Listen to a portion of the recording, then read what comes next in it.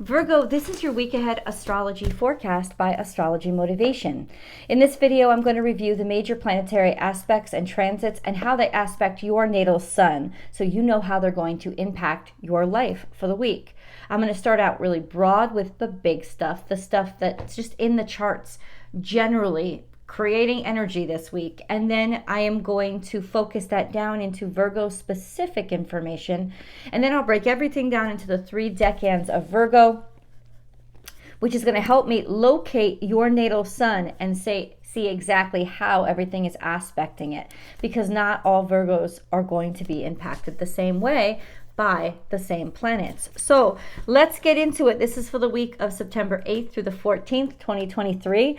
I can promise you a relatively nice week, a calmer week. We're going to start out with the big stuff. And you know what? We do have a lot of big stuff, I got to say. But it's calm. It's not like, and it's not the storm before it's not the calm before the storm either. We have this beautiful new moon that's coming on September 14th, and that directly impacts you because it's a Virgo new moon. In fact, if you're born at the end of Virgo season, sort of more toward Libra season, the Libra cuspers especially, you guys are really going to feel this new moon because it's conjunct to your natal sun. Your natal sun is going to be conjunct the current sun and the current moon. That is beautiful energy to plant new seeds. So for you guys especially, really for all of us, but for you guys especially, please plant a new seed. Primarily plant a new seed in your mind about what you believe and what you think and how you see the world, because that will change everything from that point on, including your level of productivity on the outside world. So let's get into everything else that we're experiencing. I can say this, it is a calmer week, and we really did need the calmer week because we've had a lot. I know, Virgo, you're probably yelling at me right now. Get your shit organized. Sorry, I can't. It's been one heck of a week. In the beginning of the week, things are more calmer, but I would say by the 10th, we have more contentious energy starting to form. And by those specifically, I mean Mercury goes into opposition with Saturn, and then the sun goes into, by the 11th, the sun goes into opposition with Neptune, because this new moon is going to be in opposition to Neptune. Virgo 3s have been in opposition to Neptune. That's just the position that you guys are in. And Neptune is at 26 degrees Pisces. So that is what it is. But this new moon will trigger a lot, and I'll explain how. All week long, we have Venus square to Jupiter. We have Venus trine to Chiron. And we have Venus sextile to Mars. That is very positive and optimistic energy. In fact, most of the week, all week long, the sun is also trine to Jupiter. So that is optimism of all optimism. That is like, I'm ready to learn. I'm ready to broaden and expand. I want to know. Let me talk to people. Let me see. Like, there's beautiful, mind-opening opportunity out there. And Venus square to Jupiter can be a little bit decadent and indulgent, and it can be. But in this climate, it seems more, let me enjoy myself. And because I deserve it, Venus trine Chiron is a very healing energy. It is very much, okay, now maybe things are getting a little better, so I can indulge a little bit more. I can be happy again, if not indulgent. And then we have Venus sextile to Mars, which is 100% just sexy frickin' energy.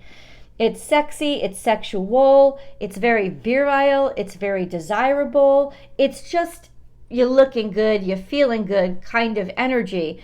And yes, this could be especially romantic on the 11th. And I know that for the people in the US, 9/11 is a very difficult day. It's a day where we mourn and honor that the moment of loss of September 11th of 2021. But this September 11th of 2023 sees a beautiful moon conjunction to Venus. And when that moon is conjunct to Venus, it means that it's extra romantic and emotionally deep, whereas Venus sextile to Mars is really about attraction and going after it. The moon brings in an emotional depth. So there's this beautiful romantic day on the 11th that I think is just absolutely beautiful, especially because it's also square to Jupiter and trine to Chiron, which really volumizes those things and gives us a chance to heal. I like that energy a lot. Mercury and Saturn will go in opposition on the 10th. Specific Virgos, you will feel this since Mercury is in Virgo and you've been opposite to Saturn. But when Mercury hits, it'll feel immediately, especially since Mercury is in retrograde, like you're flipping all over your speech. Like your speech is restricted. You can't get your thoughts correct.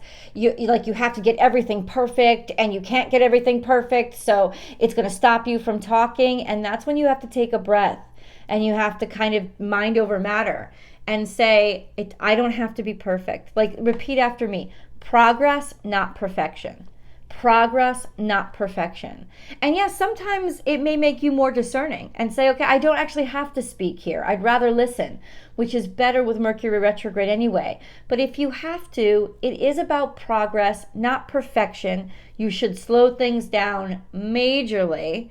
And if you can avoid making any important decisions at this point or signing any important things at that point, I would say definitely avoid it until the week after. But you'll see that normally you're very articulate, but you're like I'm having trouble with now. Your words, you'll be tripping all over your words, and it can really make a Mercury retrograde feel especially oppressive. Just to let you know.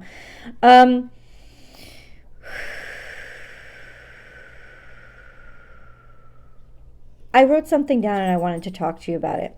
So Venus is quincunx Neptune, and Mars is it's not quincunx. Venus is sesquiquadrate to Mars and to Neptune, and Mars is sesquiquadrate to Uranus. The reason why I think this is impactful is because there's this really powerful sextile between the two of them. And so it's like this could lead to the unexpected. Yeah, it could. It could also lead to you confronting your desires, confronting what distracts you. Like, it's hard to really go after what you want if you haven't admitted it to yourself. So ultimately, there is this energy this week that says, okay, if your mind keeps getting distracted and your mind keeps, losing itself in this dream world, what is the dream world giving you that the real world isn't? And if you're really honest and really objective with yourself, like brutally honest, you actually could get to the root of an issue that's keeping you from something that makes you extremely happy or something that could. So it is a wonderful time, if you have mental objectivity and clarity, to be honest with who you are, why you keep getting distracted, and then think, okay, well, what do I do about this? And how do I recalibrate and realign? Let's move on to the new moon. So the new moon happens on the 14th. It is at 21 degrees Virgo. So this would especially impact those of you born, I would say around the 12th, the 13th, maybe the 11th, 12th, 13th, around there. That would be you guys, and especially you, but I think all Virgos, everybody, this is a clarifying energy. It's a pacifying energy in that it does give us this space it gives us a sort of an easement. It slows things down just enough for us to really consider what do we want to welcome new into our life. And it gives us actually very fertile soil to do it in, because it is, get this, it is a new moon that is trine to Pluto, which makes it extraordinarily impactful. And anything that you plant at this point will stay the course. And it will have a profound impact and could make an extreme change in your life. And then we have it also trine to Uranus, which means that there's a brilliance about it and an easiness about things that could surprise you or thinking outside of the box. So an allowance to not do the same thing or welcome in something completely new that speaks to your true identity as opposed to the identity you feel you have to create. And then we also have that trine to Jupiter, which makes it extraordinarily lucky and fortunate and optimistic. So this is a beautiful new moon. However, it is also in opposition to Neptune. Opposition to Neptune is all about self-deception. When the sun and the moon are opposite Neptune, this is about 100% self-deception. How are you deceiving yourself, and how are you letting all of those deceptions distract you from what you really want? And that's what I was trying to say earlier. There's that sense of, if you can objectively look at what distracts you and how you deceive yourself, if you can really understand it, then you can see, oh, clearly I have this desire.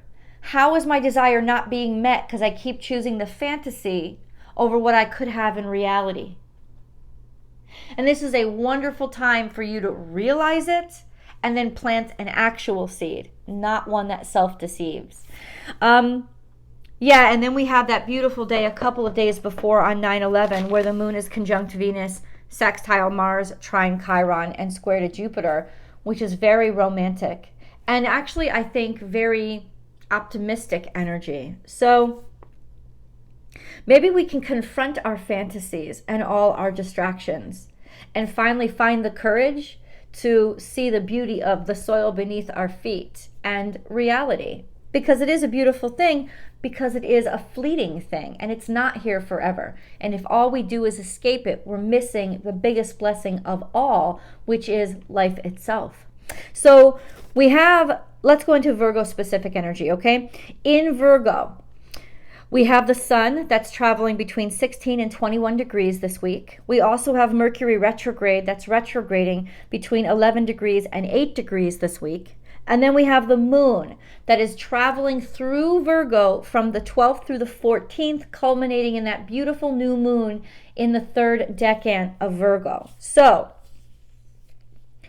let's see what Mercury is doing. So Mercury is traveling between 11 and 8 degrees retrograde. It is conjunct the sun only for the first day of this week. It is trine to Jupiter only through the first 2 days of this week. And then it is in opposition to Saturn starting on the 10th. So that will really bring you to a point of feeling, well, Mercury opposite Saturn is like oppressed speech, oppressed thought, or thinking thoughts that make you feel, if it's not good enough, I'm not going to take any action at all. And 100%, that's not productive energy. Now, maybe you might want to sit and think about it for a second and slow things down, but certainly think. And if it has to be your mantra this week, absolutely. Progress, not perfection. Because if you try for perfection, you will never make progress. And that's just the truth. We also have the moon, Mercury conjunct the moon on the 13th. So Mercury retrograde will conjunct the moon the day before the new moon, when the moon conjuncts conjuncts the sun and is in opposition to Neptune. So this conjunction between the Mercury retrograde and the moon can really make us go inward and make us understand something, at least emotionally or psychically, that we did not have access to when we tried to use our brain about it. Just an FYI. We also have by the end of the week, it's really just Mercury in opposition to Saturn. But it's passing through a lot and hitting a lot prior to that. So it's a great retrograde. It's a great review of all of these things that I desire, that I hoped for, that I'm having trouble with. And then there is that stop point of just blocking progress with Mercury retrograde opposite Saturn into next week that is going to make us feel restricted and restrained, and maybe a lot more grateful for when we're not. So let's go into the decans. Okay, let's go into the 3 decans of Virgo. The first decan of Virgo is between 0 and 9 degrees Virgo. So if you know that your natal sun is somewhere between 0 and 9 degrees Virgo, it's in the first decan of Virgo, and you guys are Virgo 1s. This correlates to August Virgo birthdays. So anywhere between August 22nd and the 30th would be a Virgo 1. That's an estimate, but it's a good estimate. We have your natal sun's conjunct Mercury retrograde through the 10th. So I would definitely be more introspective those days. I would definitely take more time. I would definitely do less talking and more listening those days. It's certainly, anytime you're directly interacting with Mercury retrograde, it's not the best day to take action or to make promises, but it is a fantastic day for reflection because it could be self-realization. It could make you realize something and look at something from a different perspective that you didn't see before. So reflection, meditation, review, very good on these days. You guys are in opposition to Saturn, and you've been in opposition to Saturn. I'm sorry, I screwed up. Let me go back. It's from you guys are in conjunction with Mercury retrograde from the 10th, not to the 10th, but from the September 10th on. So I apologize. You have been in opposition. Your natal suns have been in opposition to Saturn. And Saturn opposite the sun already makes you feel oppressed, or like you can't be yourself, or like putting too much pressure on yourself all the time. With Mercury retrograde there, it'll come into your thoughts. It'll make you understand, maybe if you're really reflective, why is this happening? But it can also slow down your speech. It can also trip you up and exacerbate Mercury retrograde more. And you will definitely feel the opposition to Saturn much more profoundly now that you have Mercury conjuncting your sun, interacting with it. So this will come out through jumbled thoughts or worried thoughts, paranoid thoughts, thoughts that oppress you and make you feel like, I didn't do this good enough. I didn't do, like self-criticism, a lot of self-criticism. Let's just put it that way. So the best way is reflection, allow yourself to go slow, but also try to have an objective perspective on those thoughts and think, is this real? Is this how I talk to myself? Is this how I talk to others? It's a really good review to really take some stock. You guys are also conjunct the moon on the 12th. So I would say the 12th is a pretty big day for you because you have the moon conjunct Mercury retrograde conjunct your natal suns, all in opposition to Saturn. And this is, I think, time for a deep dive into your psyche, time for a deep dive into your emotions, and time for a deep dive into maybe even family situations that have been really pressing you. You don't have to confront them this week. In fact, I recommend you don't, but you do have to write them down and decide to confront them, if that's the case. Let's move on to Virgo 2s. If you know that your natal sun is between 10 and 19 degrees Virgo, it's in the second decan of Virgo, and you guys are Virgo 2s. Generally speaking, that's birthdays between September 1st and the 11th. Your natal suns are going to conjunct the moon by the 13th. And this is a beautiful energy because when the moon conjuncts your natal sun, it's almost like its own mini new moon. This sense of really feeling whole and complete, and more, it's not just confidence, it is certainty about who you are that day. So it is really could encourage aha moments or realizations about what you've been maybe letting pass a little bit too much, because it will be a very strong energy. It's a good time to plant your own seed and start something new because of that clear vision. Your natal suns are going to be conjunct the actual sun through the 12th and conjunct Mercury retrograde the first day of this week through the 9th. So really in the beginning of this week, this is really exceptional, brilliant aha moments. This is when you'll realize something from a different perspective or in review that will be very, very helpful to you. You're also trying to Jupiter. So you want to learn, you want to explore, you want to broaden yourself. So this is a sense of making a decision to actually take in that information and suddenly it making sense to you, or allowing yourself an opportunity to get out of your norm, travel, explore, especially through learning and education. This is a beautiful week, I think, for you guys. And then we have Virgo 3s. So if you know that your natal sun is between 20 and 29 degrees Virgo, you guys are Virgo 3s. This correlates to Virgo birthdays between the 12th and the 22nd, all the way up through that Libra cusp. So it is you guys that are conjunct that new moon. you better plant those seeds, because this is a powerful day of manifestation. This is 100% the seeds that you plant that day. Make them healthy, make them strong, and make them aligned to your actual desire, your actual desires. Not, I want this hot wife, but I want to feel good about myself. I want to feel loved, and I want to be proud of who I'm with.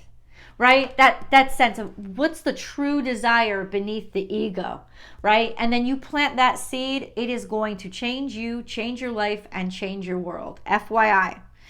So make it good. Your natal suns have been trine to Pluto and trine to Uranus for quite some time. And they're also in opposition to Neptune. This is long-term. All of these things are long-term, at least for the next couple of years. So this is major changes, comfort with yourself, understanding who you are, thinking outside of the box, really disruptive energy, but for the purpose of growth that you've been going through for the past year, and it will happen for the next couple of years. So ultimately, Virgo 3s, you guys are the ones that are changing and shifting and opening the most. You're also self-realizing and actualizing the most. And this new moon is going to help you do it. It's going to bring a lot of clarity and a lot of space. Your natal suns are also semi-square right now to Venus, which means there can be some friction when it comes to finances or your romance or your relationships, your attraction. That friction can actually help to spur you on and make things really, really clear about the new start and what you want to begin. So use that nagging that comes from those Venus energies as a clarifier and something that can help you focus on what you really need or what's really important. I love you guys so much. Thank you so much for hanging with me. If you did like this video, don't forget to like it and then share it with people that you know that they would like it too. Subscribe to this channel, please, to help us grow Astrology Motivation. We're almost at 11,000 strong, which I'm very, very proud of. And then come on over to Born Without Boundaries Tarot for your week ahead tarot card reading. I love you guys, and I'll see you in the videos. Bye.